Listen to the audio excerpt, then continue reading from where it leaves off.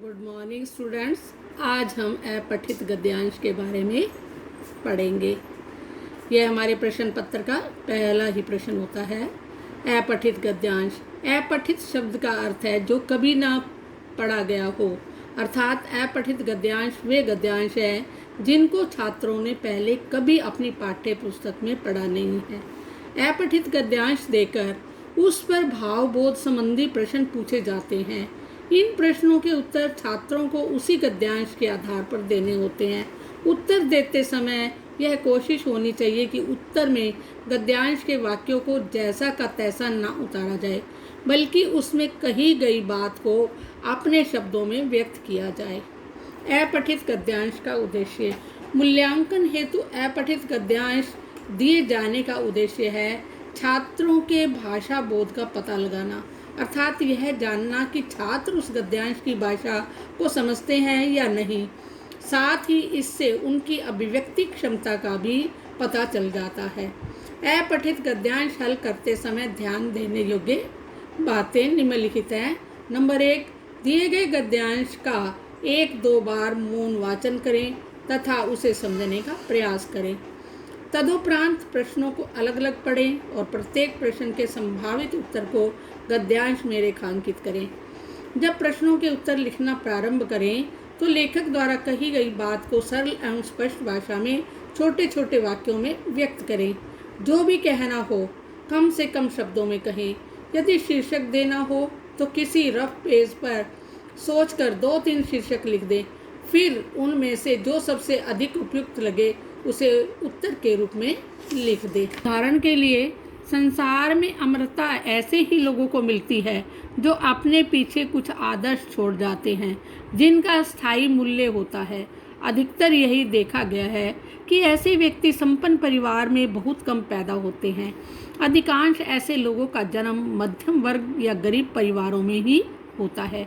मनुष्य में विनय, उदारता, कष्ट सहिष्णुता, साहस आदि चारित्रिक गुणों का विकास अति आवश्यक है।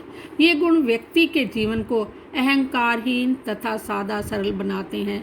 जीवन में सादगी लाने के लिए 2 बातें विशेष रूप से करनी हैं।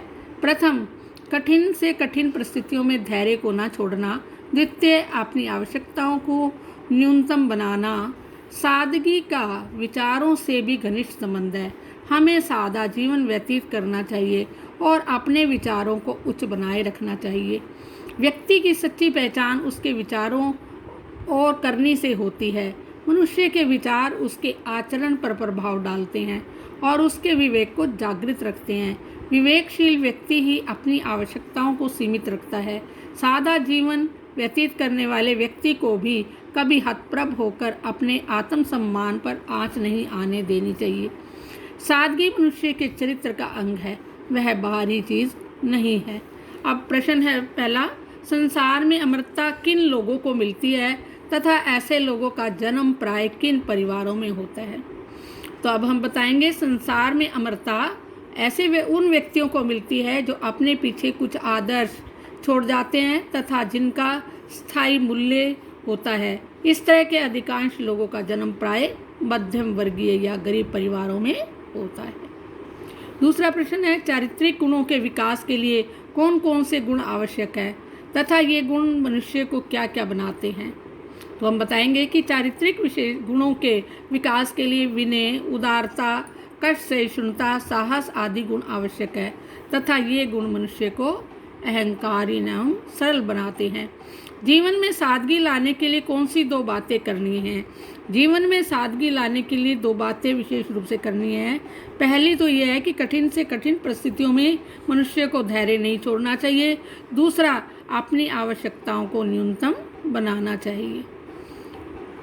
है, व्यक्ति की सच्ची पहचान किस बात से होती है। व्यक्ति की सच्ची पहचान उसके विचारों एवं उसके कार्यों से होती है। कौन सा आंतरिक गुण मनुष्य के चरित्र का अंग है। सादगी मनुष्य के चरित्र का आंतरिक अंग है। बच्चों, आपको ये पैराग्राफ समझ आ गया होगा।